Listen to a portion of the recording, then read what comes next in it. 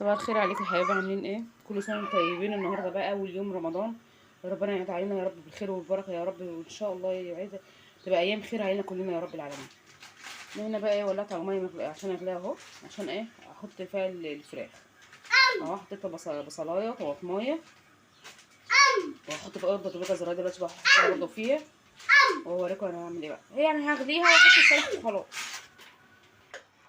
وهنا بقى حطيت الفراخ هنا اهو، وحطيت ورق لورا وحطيت زعتر وحطيت فلفل اسمر اهو، سايباها تغلي بقى اهي. انا بشوف بقى احنا هنعمل النهارده ايه عليها، ايه للقياس ان شاء الله، بس مستنيه ايه جوزي يجيب لي ايه حزمه كزبره عشان نستجيب. هسيبها بقى تغلي واغطي عليها. انا كنت النهارده هعمل القياس بس بقى مفيش خضره، فهعمل بقى صينيه بطاطس وخلاص بالفراخ. انا قطعت البصل اهو، هو البصل الابيض اللي انا جايباه، وراس توم، وقطعت هنا البطاطس اهي، هحطها بقى عليها واقلبها كده. انا احتمال اعملها بيضه يعني، واحط عليها الفراخ وخلاص. ودي بقى صينيه البطاطس بتاعتنا اهي، قطعت عليها طماطمتين كده.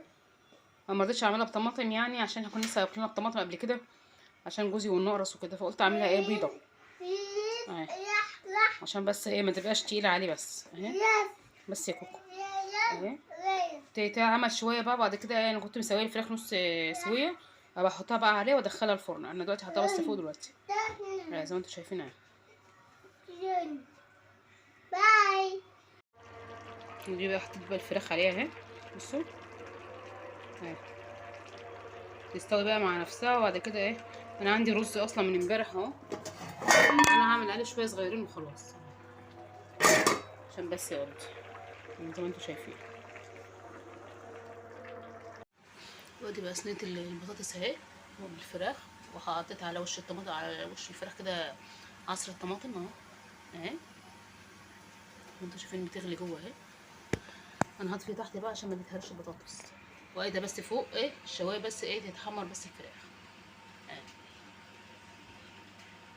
واغرف بقى دلوقتي الولاد ياكلوا، ودلوقتي احنا الساعه 4:30 اهو، اغرف لهم بقى دلوقتي ياكلوا عشان لسه ما يعني مالهمش ذنب يستنونا لحد الساعه 6 6:30 يعني 6:30 يعني.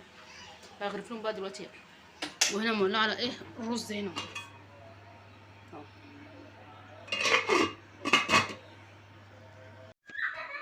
وده بقى كان فطارنا بقى النهارده اهو، صينيه البطاطس بالفراخ، وادي المخلل، وادي ايه شويه الرز زي ما انتم شايفين. ده بقى غدانا النهارده،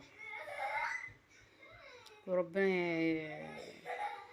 يا رب يقعد علينا ايام بالخير بالبركه ان شاء الله يا رب العالمين. ويا ريت نشترك في القناه ونفعل الجرس بالله عليكم، في كل اللي يتفرج على الفيديو بالله عليكم في اليوم المفترج عند ربنا ده، يعني يا ريت نفعل الجرس ونشترك في القناه ونتفرج على الفيديو للاخر بالله عليكم، عشان بس تكبروني وتكبروا قناتي وكده، عشان ايه يعني ايه يعني عشان نكبر بيكم، يعني عشان ايه تبقى مصدر رزق لينا ولولادنا يا رب. ربنا يبارك لكم يا رب في اليوم المفترج عند ربنا وولادكم يا رب العالمين، ويخليكم ولادكم يا رب العالمين. واشوفكم على خير، كل سنه وانتم طيبين.